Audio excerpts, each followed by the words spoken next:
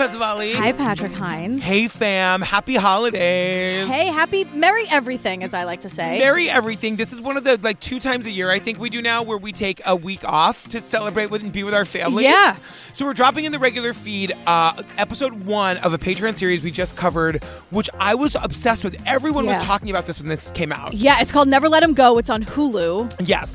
It's a wild story. It's a man named Scott Johnson who is an American that was living in Australia, and his body was found at the bottom of a cliff. And it was, did he die by suicide or was he murdered? And his brother Steve, who was like his best friend, goes on this 30-year journey for the truth crusade kind of thing. To figure out what happened. Yeah. And fam, I will tell you, we get an answer. We do. In the 4 episodes, we get an answer. It's one of the greatest series we've done. Yeah, it is really complicated, but really interesting and really sad. It's like a lesson in a whole lot of things. Yeah. It's really good. So all 4 episodes are available right now, ad-free over on the Patreon. It's where you can get over 450 full bonus episodes. You get one every week. That's right. Yeah. Starting in January, we're adding drag bingo once a month. That's right. We're doing other a mixology class. There's a lot going on the Pates. Patreon.com/truecrimeobsessed, or go to our website, click on the Patreon link. Yeah, it's all there waiting for you. Yeah. And we love you. Enjoy episode 1 of Never Let Him Go. Yes, enjoy it, everyone. Girl, Aaron just texted me something, and he says, in case you need a cold open. Do you want me to read it? Sure. It's a picture of an alligator, and it says, alligators can live up to 100 years, which is why there is an increased chance that they will see you later. They will, in fact, see you later. Thanks, Aaron. Jillian Pensavali. Patrick Hines. Ba-da-da.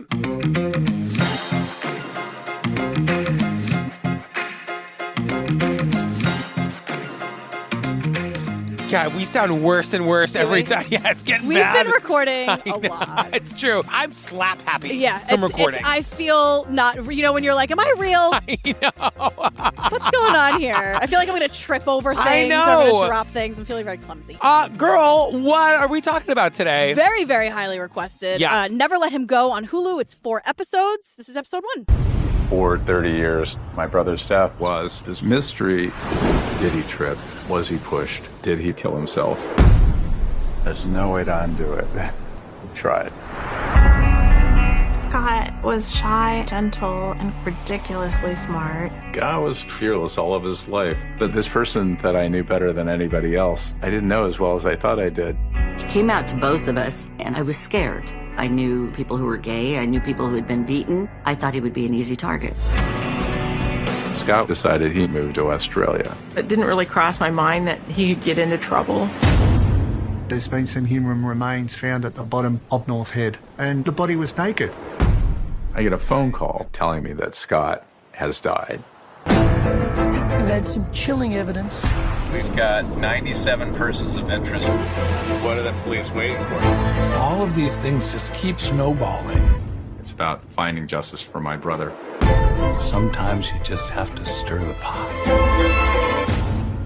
Couple of things to say right up top. Sure. This was highly requested also by me, and you were such an angel to switch all the schedule around so we could throw it in. I want to give the people what they want, including you. Thank you so much. So Natalie and I got it done. I watched all 4 eps in my hotel room in St. Paul. Yeah. I want to just go on the record and say, we've said this before, I've never seen a 4-part documentary about an LGBTQ person. Yeah, and focusing on hate crimes and the fact that they do in fact exist. Also, it's wild that so many documentaries who were filmed in the pandemic are coming out now. I know. So we're seeing so many masks in courtrooms. It's like a time machine for me. And we're at that point where it's like, okay, we're at the end of 2023, and it's like, oh, 2020. Like that still feels like it feels like a lifetime ago, but a minute ago too. So these dates a lot of these dates are recent, even though we go back in time. Anyway, time is a construct. The last thing I want to say, I love that this series starts at the end so that we know it's solved. Yeah, because there's so many moments of this is never going to be solved. We're never going to know what happened. Right. There is a resolution to this. Yeah, so this is the murder of Scott Johnson, and we learn it's a 30-year mystery, but we start with a judge reading a sentencing. Yes, so I'm like, exactly. Oh, so shit. It gets solved. So we're here with all of his friends and family. This story is so much about Scott, obviously. It's, of course, about Scott, but it's also about his family and the fight that they went through. I mean, I guess I'll just say it now. I have a little bit complicated feelings because this is a family of immense wealth and resources and connections. Like political connections. And so it's the only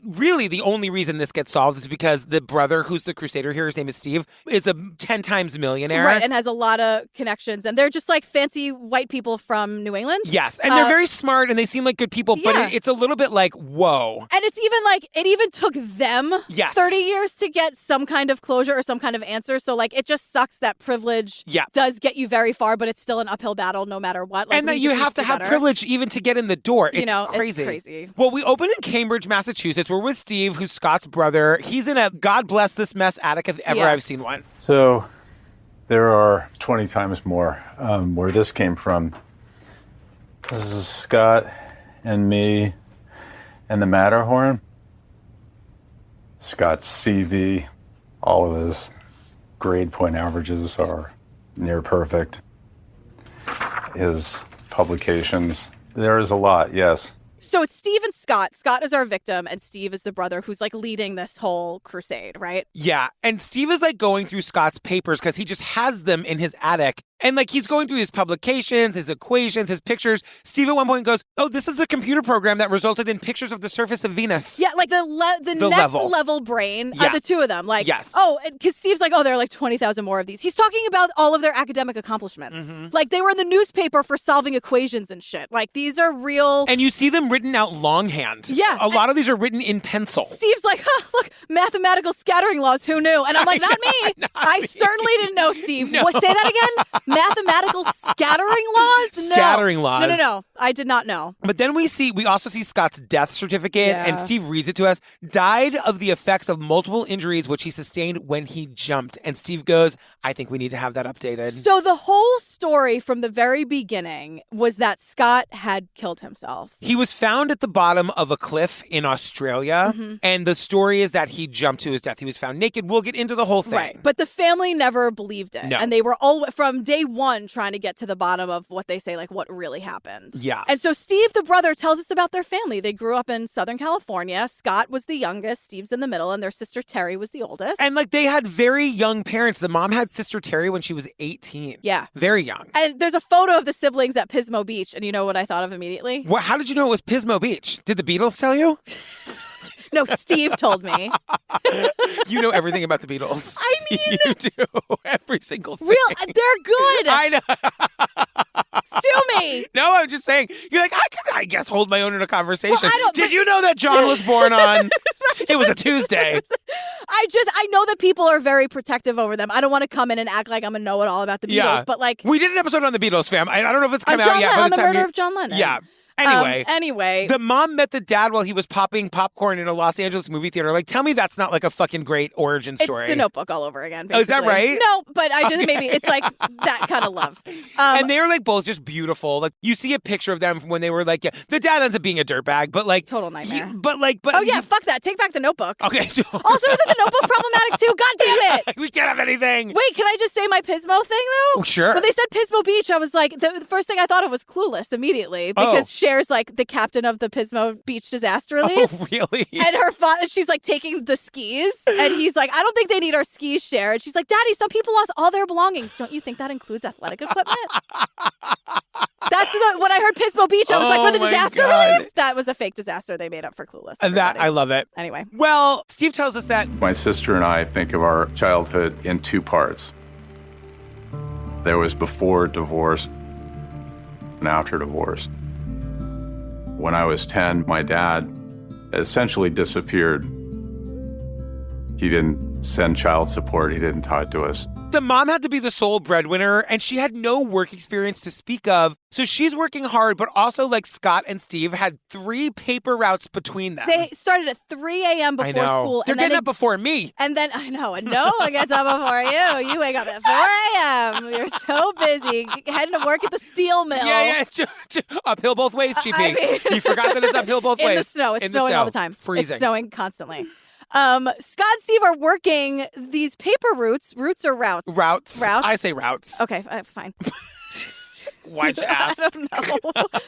Because I say it wrong, probably. No. But they're like, they're working their butts off to help their mom. And then, like, they also had a great relationship. Like, they love superheroes and they make up their own. The two brothers have the great relationship. They were like Flyman and Bosco. Yeah. And they just adored each other. Well, they had to, because we learned that there was, like, a lot of tension in the house. Yeah. Because, like, the kids had to grow up really fucking fast. Yeah. And we learned that, like, when Scott was in kindergarten, he comes home with a note attached to his shirt. The parents are all excited about about it. And we're not going to say... this is before the divorce, by the way. This is before the divorce. We're not going to say what Steve says, but... They say the R word. They say the R word. Because Scott is a kind of a quiet genius. I married one of those. I understand that they're socially awkward. But because he's socially awkward, his teacher thinks that he's like developmentally disabled and it wonders why he was sent to like a school not for kids like quote that. With the normal kids. Exactly. And it's like, hey, dummy teacher, Scott's a math genius. And like, these are the teacher's reasons. This is why this is all bullshit, right? Like, Scott didn't like tying his shoes. I know someone else who refuses to tie their shoes. I'm looking right at her.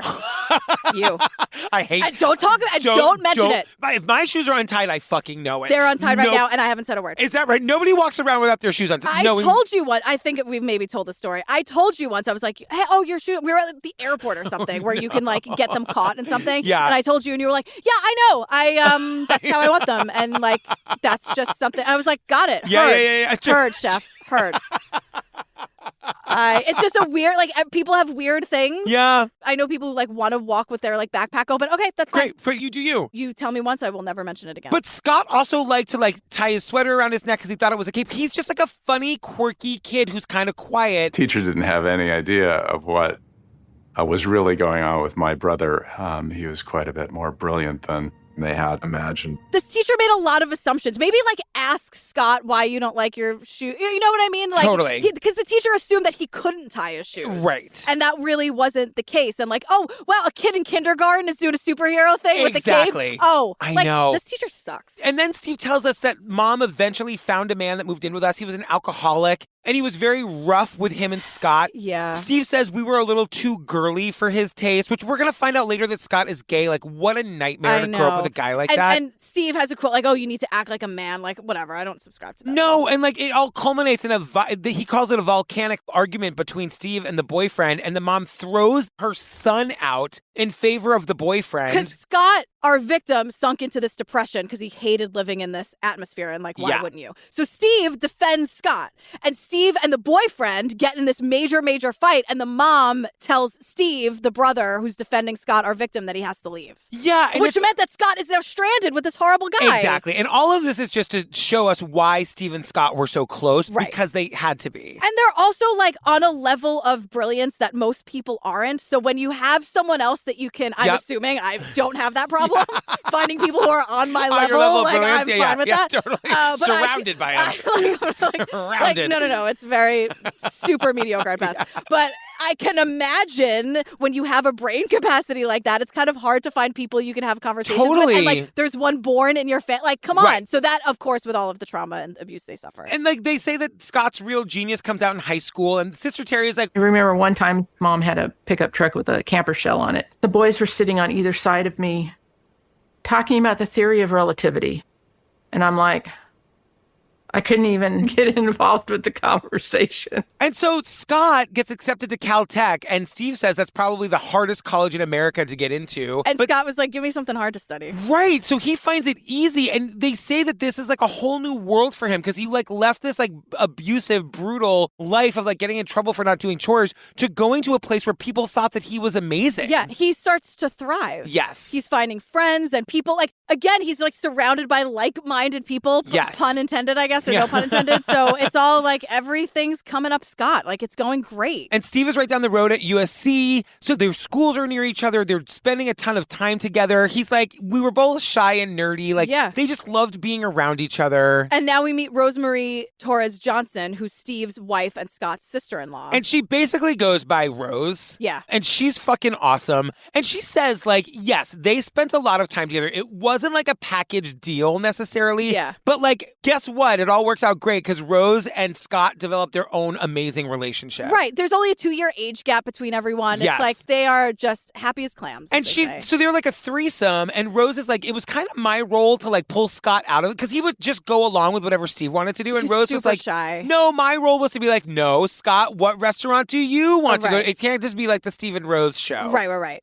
So remember how their dad bailed growing up? It turns out that he moved to Colorado and starts a brand new family. And he has a daughter named Becca. So Steve and Scott and Terry have a half-sister. And they learn about Becca when they're like adults and she's like 10. And they all become obsessed with each other. Yeah, so Steve takes a trip to see his dad 7 years after he left the family, which must have been a super hard trip to make. Yes. And he did it like for the sake of Becca, I think. Yes. You know? So this is when they all meet for the first time, and she is in love with her cool older brothers. Because they're so much older, I just idolize them. Like, Steve and Scott would have these stories of these amazing adventures. They'd be hiking mountains and have some crazy story about coming down in the dark in a town. Oh, I guess we're gonna start crying at the beginning. Scott, definitely was shy and gentle and quiet, and that felt really good to me. And she goes, he was wonderful, and I was pretty annoying, I'm sure. I'm sure I was super, but they were nice to her, and they, let her, I don't want to use the term tag along, but that's what, they just accepted her, and she idolized them. They're the cool older brothers who are, smart and fun. It's so weird. We just covered a Dateline that's coming out in a couple weeks about, this family that was just fighting all the time, and it was just always drama.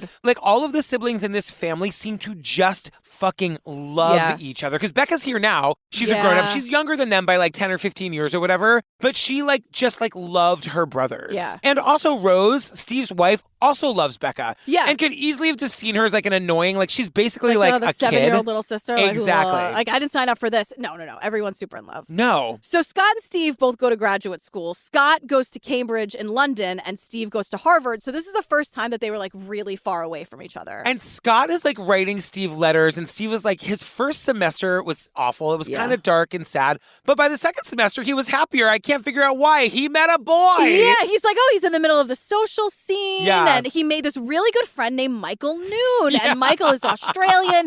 And he's getting his PhD in 15th century Spanish music. These people. 15th century. Now, how much do you have to love 15th century Spanish music? How would you even know what it sounds like? You study it. You get your PhD in it. I'm just saying, what? And then what do you do with that? I would think maybe he becomes a professor, or he works in he's a curator, or he just is a researcher. Mm-hmm. I would think. Imagine you're just so fascinated by that you want to go get your fucking PhD or whatever at Cambridge. It's not my thing, but Michael, I love that it's yours.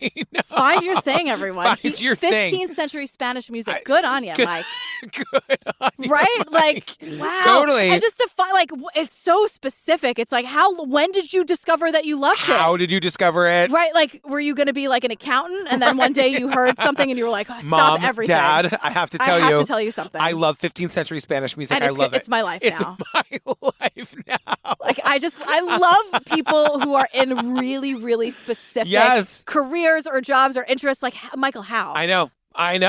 You're probably the world's greatest scholar on it. Did you wake up one day and you're like, you know what I've always wondered about? Totally. 15th century Spanish music. Oh, God, I'm so stupid.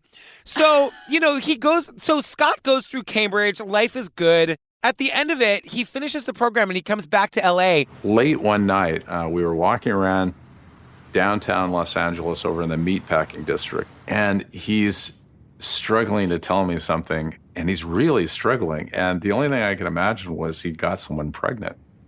And so I guessed that. I said, and you got her pregnant? And he says, it wasn't a her. I'm gay.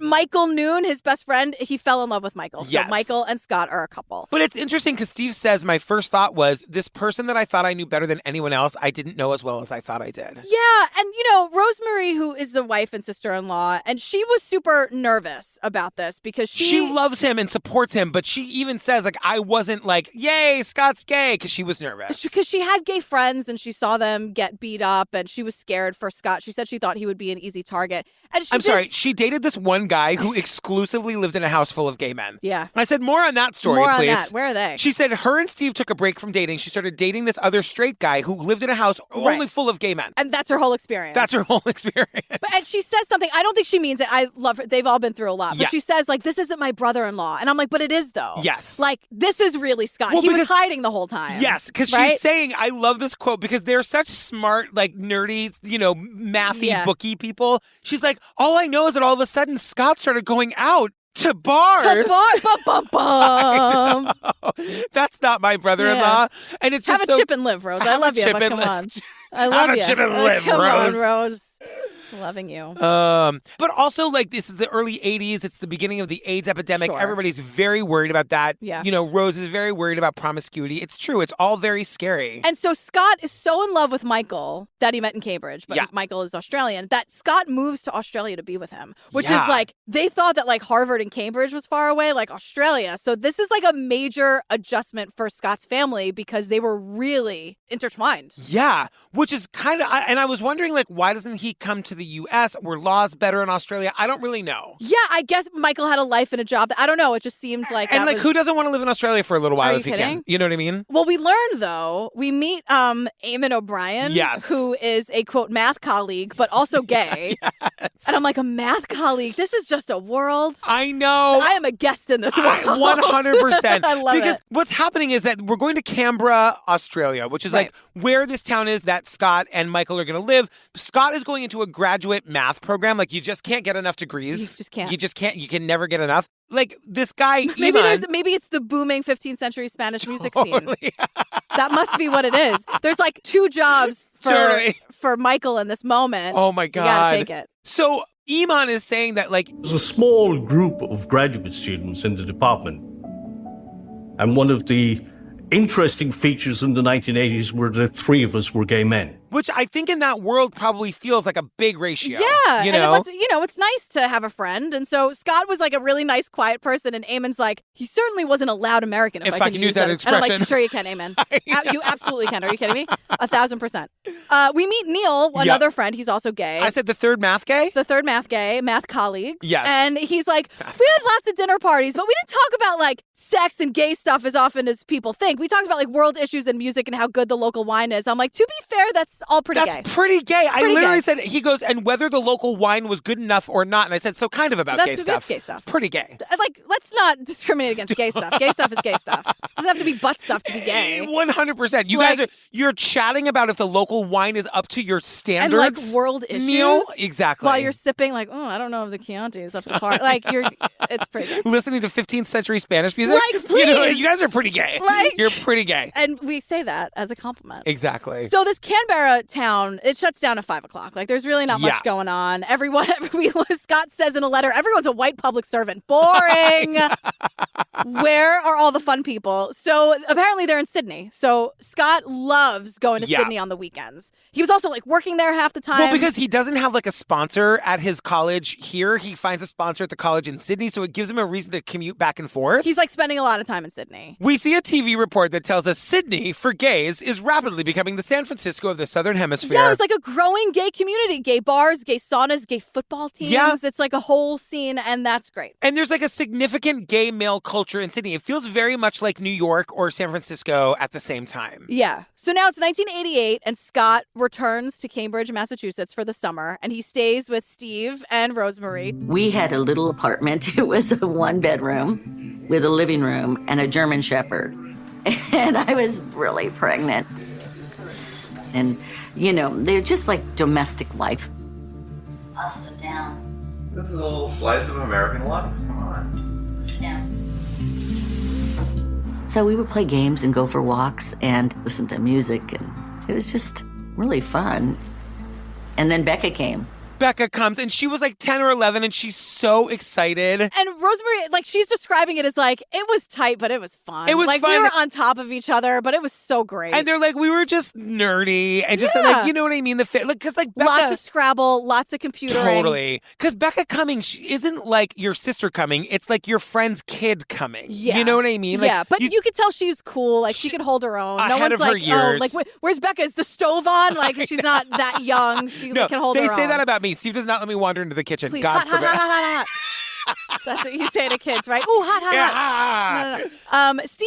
No. Steve the brother, had a camcorder and was filming everything. Which is how that's how these documentaries get made. I'm telling you, they've got decades and decades of old footage. But they tell this really sweet story. Like, of course they had a computer and Becca didn't have one at her house. So Steve and Scott program a computer game for Becca. It's the sweetest and nerdiest thing I've ever heard. I love it. So cutting edge. It'd be like today having AI make your breakfast every single day or something. You know what I mean? We see it. It's like Becca's game. Yes. It's like for Becca. Yep. How fucking cool. And it meant the world to her. It made her feel so like loved and included. Steve says that like he and Scott started working on like math shit together that summer. He said that summer we cooked up a computer program that would solve any problem. That was our grand plan. And I was like, wait, like real world problems or like long division? I think we're talking about math, but it doesn't matter because Is that Steve a calculator? I'm sorry. I know. No, I agree. But he says we didn't get very far with that because he died. So they were like actively working on something that really could have changed. I get the sense from Steve that like this kind of could have changed the way we live. 100%. So it's 5 months later. It's 5 months after this like fun visit for the summer, right? Yeah, it's December 1988. December. And we're in Sydney. We meet Troy Hardy. He's a former police officer. I'd been a police officer since May of 1984. So I'd been in approximately 4.5 years.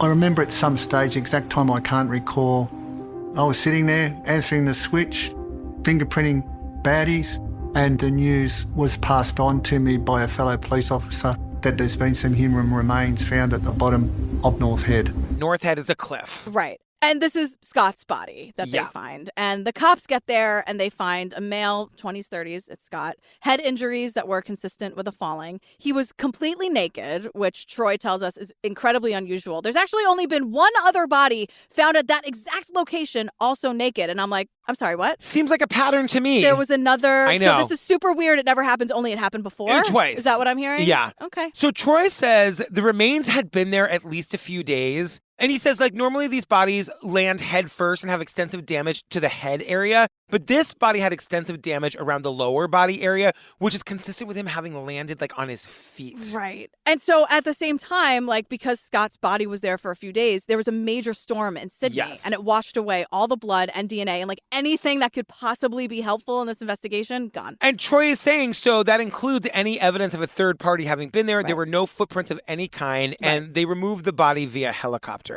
So Troy goes to the top of the cliff where this body would have come off of. And he says, when we got up there, we found a pile of neatly folded clothing. Yeah. There was also a bus ticket and a few other things that led them to an address in Canberra. Scott's ID was like very prominently, kind of like perfectly placed on top on these folded clothes. So Troy, the cop, calls the phone number, and the man who answers said that Scott was his partner. And Troy says that indicated to me that they were gay. Thank you. I know.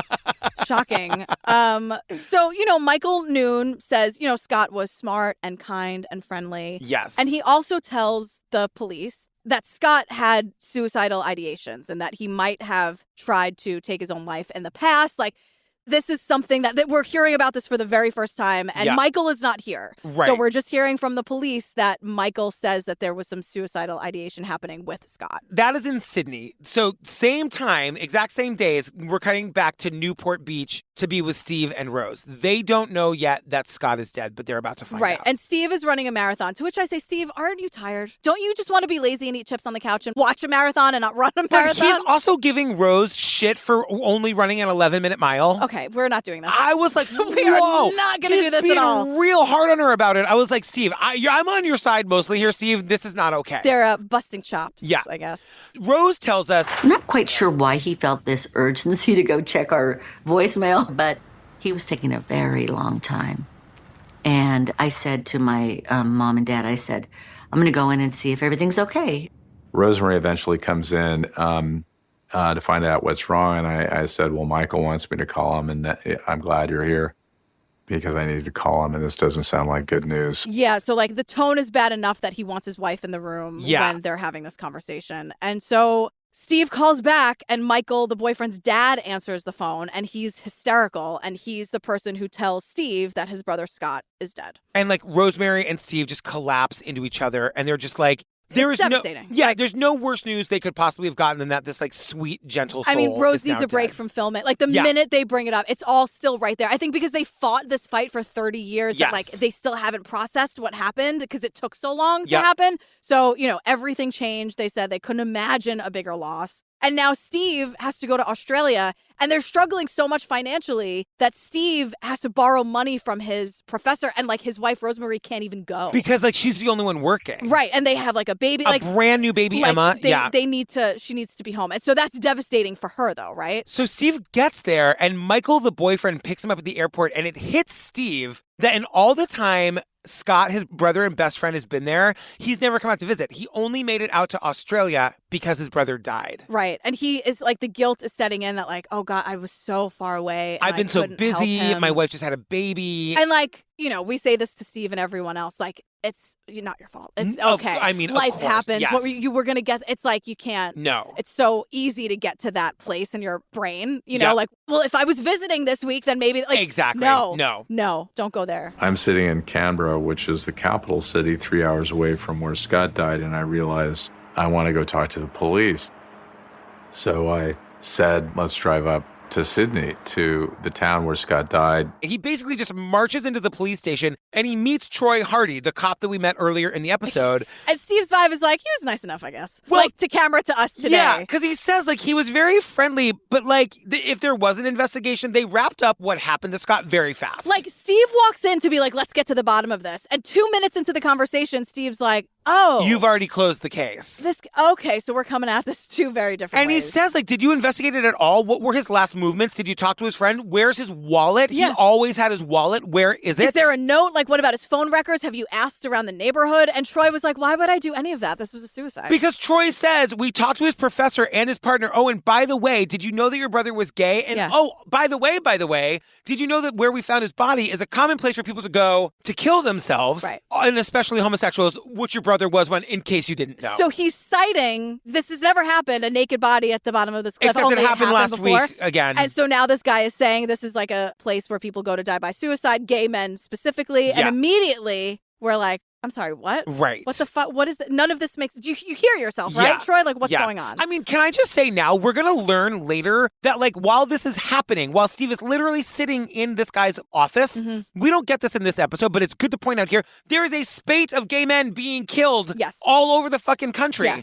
And, like, the evidence is right there if Troy would just look for it. He just doesn't want to look for it. And also, like, just to be fair and say everything, the cops say, and by the way, your brother's partner told us, the cops, about this time that Scott almost jumped off the Golden Gate Bridge. Yes. Apparently there was a previous episode. Steven never heard this before. Again, Michael's not here. Yeah. But the cops are saying, like, I don't know what you, like, this is kind of a common place. Apparently your brother had some experience with this. Like, what do you want us to do? And there is, like, other things. Like, it looks like he folded his clothes neatly and he put his ID on top so that we'd be able to easily identify the body. No signs of a struggle or whatever. So, I mean, this is a lot to digest. But they also are the ones who tell us that it rained for 3 straight days and it would have washed away any evidence. So it's like, you got to do a little bit. I get it. I hear what you're saying, but do a little bit of work here. Sure. Because if they just picked up the newspaper, they'd see that gay men are being killed all over the place. Yeah, but that's gross. I know. Says everybody gay else. stuff.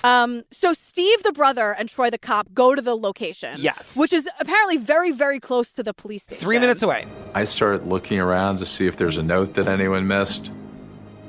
And then I started wondering whether it was something someone did on purpose. Was there an altercation? Did they get into a fight? Did he push him? And it was pouring rain and the sun was setting, so they didn't really have a lot of time. And eventually the cop is like, well, that's it. Sorry again for your loss. Like, I get, like, we're done with this, right? Moving on. Yeah, and this is where Troy says that, like, he's saying today, my original finding of suicide was done in good faith and based on the evidence at the scene. Or rather, lack of evidence presented at the scene. Right. You know, and again, he was found naked at the bottom of the cliff with his clothes folded neatly on the top, the ID clearly visible so people could identify the body. It's like, fine, I understand what you're saying, Troy. The previous experiences with suicidal thoughts and then, like, zero forensic evidence, which he's like, that's a pro. And I'm like, no, that's a con. I know. That's and also just pick up the paper. Yeah. You know what I mean? Right. So we also meet Johan, who's the forensic pathologist. Yes. And he says that the autopsy was approached as a suicide from the beginning. From the beginning. They weren't looking at anything else. But he also says, it's not my job as the coroner to, like, determine how this person died. I'm just here to sort of say, like, what I can tell you about the body. Yeah, 2 things about that. One, he's like, it isn't my job to solve crimes. And I'm like, is that the true crime equivalent to the reality show of, like, I'm not here to make friends. Like, everyone calm down. And 2, he goes, yeah, you know, it's not like my job is all about, it wasn't Colonel Mustard and the candle with the candlestick in the study. And I'm like, don't you bring clue into this. Don't you dare. How very dare you, sir. How dare you. How very dare you. Like, don't you do this. I know. I know, but, he's saying that they do a toxicology test, but they only test for alcohol. It was negative. He was negative for HIV and hepatitis B. So, I think what they're trying to say is there's not a ton that you can go on just based on the autopsy. Right. So the family just full stop will not accept that Scott took his own life. Yeah. And the cops told the press that there were no suspicious circumstances, and the family is just appalled by this. Yeah. So Steve is just saying what I decided to do next was try to retrace Scott's steps. And I caught the ferry out to Manly. If they're not going to do an investigation, I'm going to do an investigation. He's in Australia. Why not? On the other professor's dime, why not do this? I have had a friend who was from Australia. And when she would visit, she would go for 3 weeks at a time. Because she's like, honestly, Jillian, that flight, the trip there, it's not worth it if you go for any less than That's how I feel going to fucking 14 days. Phoenix. Yeah, she's like, I'm taking off for a month. If I'm here, I'm here. Totally. So I feel like part of it, Steve's like, well, it took me all this time to get here. It took this horrible thing for me to get here. I'm going to solve this fucking crime. If I'm going to be... Exactly. So Steve decides he's going to retrace Scott's final steps. En route to tracing his final steps, he marches back into the police station, sees Troy again. Troy goes, Steve was very, what's the word I'm looking for? Passionate in his belief that Scott did not die by suicide. Right. Steve's like, look, this was not suicide, and I'm going to prove it to you. Hold tight. And he's also just saying, I don't believe that Scott would have killed himself without saying goodbye. He has a brand new niece. He would have wanted to at least have spoken to his niece. This doesn't make any sense. So Steve goes to see Michael, Scott's partner.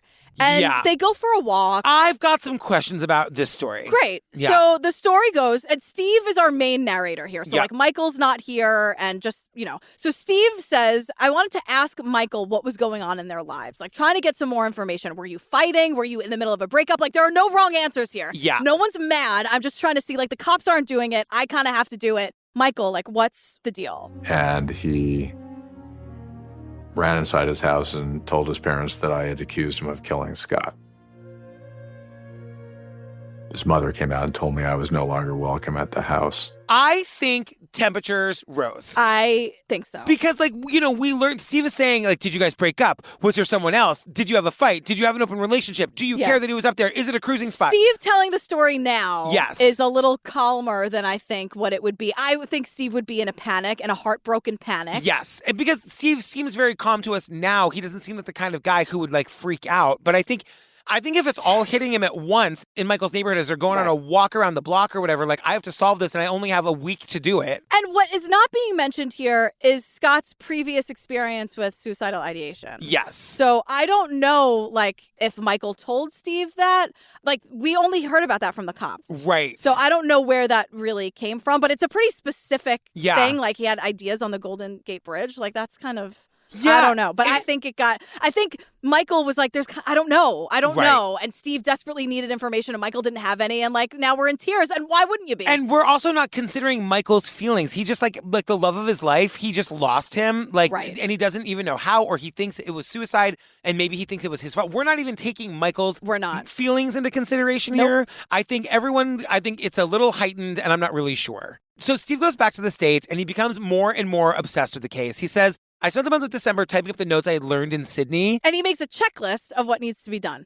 Who and what the cops need to investigate. And he sends a 50-page document to the police department in Australia. Yeah. Now, meanwhile... Okay. Pull over for privilege, everyone. Privilege pull over. This is where you start to understand why we have 4 episodes of this. Yeah. My best friend, Chris Grace, had gone into city politics and had gotten to know Senator Ted Kennedy. And so Ted Kennedy sent a letter to the ambassador in Australia inquiring about Scott's death. It wasn't like I was bullying or going overboard. I just want to know about why my brother died. Now, Scott died in December. Yeah. Ted Kennedy sends the letter on February 7th. That same month, that same February, Australia's like, we're going to do an inquest. Yeah. Next month, we're doing an inquest. Now, Steve learns that this inquest was supposed to happen anyway. But Steve is the type of person who can get Ted Kennedy to send a letter to the ambassador of Australia. Now, this happens before Steve has money because Steve's about to become a multimillionaire. Right. But remember, Steve went to Harvard. Yes. This is how he knows influential people like this. And I'm just saying, I'm glad that we get to the bottom of this, but it does shine a light on the level of privilege you have to have to get things done. Yes, 100%. Which is so enraging. And this, we're going to learn about the absolute level of privilege they have, and it still took 30 years. Yeah, and it's still shitty. Yes, exactly. So it's insane. And eventually, through the 4 episodes, I'm like, is someone gonna say it? I know. Finally, towards the end, we start talking about it. But I'm like, it's right. It's the right biggest. there. It's a fucking gold elephant in the room. We got to talk about it. Exactly. There's $1 billion elephant in the room. Can we discuss it for 5 minutes? But we learned that inquest that happens in February, nothing changes. The coroner still finds that Scott died by suicide. Quote, because there was nothing to indicate otherwise. That doesn't seem like enough reason. But then he also gets personal. He's like, not only is there no forensic evidence, there's previous suicidal ideations. He's introverted. He's smart. Quote, these are the types of people who take their own lives. It's really wild. Okay. And they say that was the last official act on Scott's case for more than 20 years. So over those 20 years, the family grieves the best way they can. They Yeah. move on the best way they can. They're Yeah. all just fucking doing their best, They right? start to blame themselves, of course. Right. Meaning, like, I think that's a natural instinct. It's not real Well, or because true. all they're doing is just 20 years of questions Yeah. and fury and rage and it's in another sadness. country. Like, it's so far away. Like, it's final and it's dismissive and you're Yeah. angry and you're sad. It's just a lot. In 1990, my wife's pregnant with our second child, and I'm interested in this new computer revolution. So I started tinkering in my garage. A movie professor friend said that George Lucas had recently been on campus, and George Lucas said, in the future, movie theaters will be receiving movies digitally, not on celluloid in cans. And George Lucas is like, everyone needs to start panicking about this right away. We all have to start thinking about digital compression. God damn it. I know, and it's true. And Steve just says, like, this was a problem that I figured out that I could solve.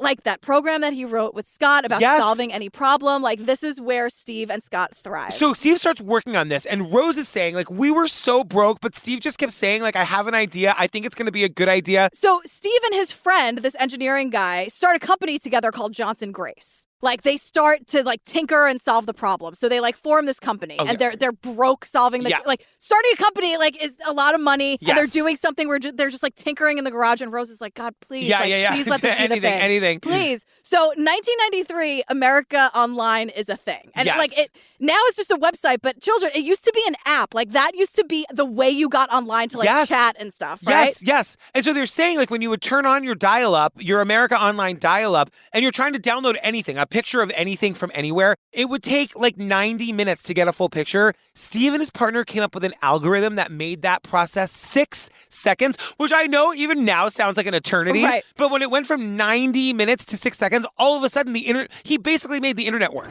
This attracted the attention of America Online. They licensed my technology for a lot of money Good morning, America Online. and enabled me and Chris to hire a few people and feed our families. The relationship with America Online was a very, very productive one. America Online bought the company in 96, and then I went on to run their R&D division for the rest of the decade. And in 1996, AOL buys this Yeah. company, Johnson Grace. I looked it up. Tell me. What? So they bought it for about 1.6 million shares, or roughly $72.8 million, which is about $142 million today. Oh, my God. So is America Online still worth anything? I know it's a website. I know people of a certain age who have lots of shares. AOL.com email. No, Yeah. not shares, Oh, yeah. email addresses. Totally. So, like, I don't think it can go out of business. Yeah. There's still a certain generation who has AOL emails. I mean, it seems very much like Steve knew what to do with his money. I think he's doing just fine. Well, he's doing incredible. I mean, 142 million. Yeah. I mean, come on. I know. So, and Steve says this thing, like, it was the golden age for nerds and my brother missed it. Yes. And, like, remember, they were, whatever that program was that they had that could solve any problem, like, holy shit. Like, I really do think that could have changed everything. And, like, Steve ended up doing it anyway by making this algorithm that AOL bought. And that's how we're here, because Steve has all this money to personally finance this investigation. Because at first you're like, okay, cool, so the guy's loaded. And then you're like, he's like internet loaded. No, like he's a billionaire. Yeah, Like a exactly. millionaire. So all these years later, years and years later, Michael, Scott's boyfriend, sends an article to Steve. Because they're saying for like all that time in between, the case was quiet. For 20 Right. years, there was nothing. And Rosemary says this thing. She goes, and then Michael, thank you, Michael. Thank you, Michael. He sends an article to Steve. And I just loved that moment that Yeah. she had to be like, oh, if not like, oh my God. Because it's like, It's I a guess real human moment. Google Alerts wasn't a thing or something I yet. guess Because not. like without Michael sending this article. Steve not invent his own Google Alert. I know. Because like without Michael sending that article, we wouldn't be here. So here's what the article is. Yeah. It's an article about how gay men are showing up at the bottoms of cliffs. And then the quote is, and then everything started again. Yes. So it's 3 gay men, John Russell, Ross Warren, and Gilles Mataney. Uh-huh. So they're all gay. They have no connection to each other. But this article is theorizing that they're all victims of hate crimes. Yes. And this changes everything. Yes. And so you have a multi-millionaire yes. with a little bit of a lead here who has like an axe to grind with the cops in Australia and like justice for his brother. Holy shit. Here we go. Like that's going to be episode 2. We are off and running. Oh, fam, thank you for checking out episode 1 of Never Let Him Go. The other 3 episodes are available right now and ad-free over on the Patreon. We get an answer to this mystery. We do, which rarely happens. I know. You know, because we kind of start at the end in this episode, and then it's like the whole journey, and then by the end of the series, we have some answers. It's one of those series that everybody was watching it when it came out, and then like our people were like clamoring for us to do it. It's we true. like couldn't do it quick. It's we true. moved the schedule around to get this done. Absolutely. It's really great. It's a great mystery, but it's also like a great love story between these 2 brothers and the family. And it's amazing. Yeah. So thanks for checking this out, fam. Yeah, merry everything. Stay safe out there. Happy 2024. Yeah. Oh, it's almost New Year's Eve. It's almost. So be safe, everyone. Yeah, be safe. Be careful. We need you. We love you. We need you. We love you. Exactly. All right, bye. All right, bye.